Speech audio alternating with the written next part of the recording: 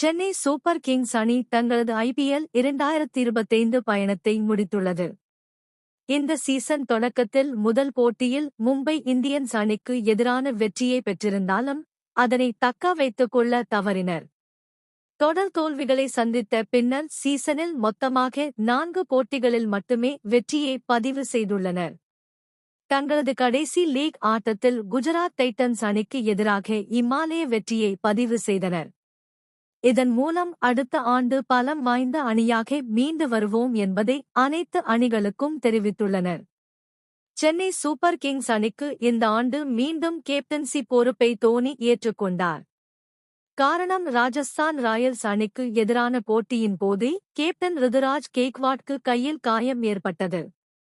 அதன் பிறகு அவர் இந்த சீசனில் இருந்து ஒட்டுமொத்தமாக விலகினார். இதனால் தோனி மீண்டும் கேப்டன்சியை ஏற்றுக்கொள்ள வேண்டிய சூழ்நிலை ஏற்பட்டது. இருப்பினும் அணியை தோல்வியிலிருந்து யாராலும் மீட்க முடியவில்லை. அவருக்கு பதிலாக மாற்று வீரர் அறிவிக்கப்பட்டார்.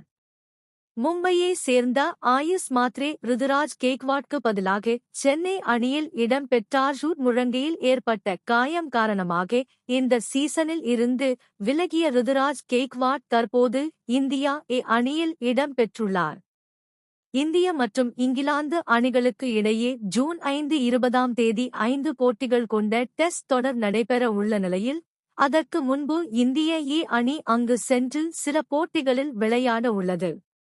இந்த அணியில் இடம்பெற்றுள்ள துஷார் தேஷ்பாண்டே, ருதுராஜ் கெய்க்வாட், யசஸ்வி ஜெய்ஸ்வால், துருவ் ஜூரில், அபிமன்யு ஈஸ்வரன் ஆகியோர் இங்கிலாந்துக்கு புறப்பட்டு சென்றுள்ளனர்.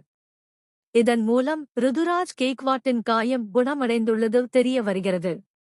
முன்பே காயம் குணமடைந்து இருந்தாலும் சென்னை அணிக்காக கடைசி சில லீக் போட்டிகளில் அவர் விளையாடவில்லை. காரணம், அவருக்கு பதிலாக ஆயுஷ் மாத்ரே அணியில் விளையாடி வருவதால் ருதுராஜ் கெய்க்வாட் விளையாட முடியாமல் போனது என்று கூறப்படுகிறது. அடுத்த ஆண்டு ஆயுஷ் மாத்ரே மற்றும் ருதுராஜ் கெய்க்வாட் ஆகிய இருவரும் சென்னை சூப்பர் கிங்ஸ் அணிக்காக விளையாட முடியும்.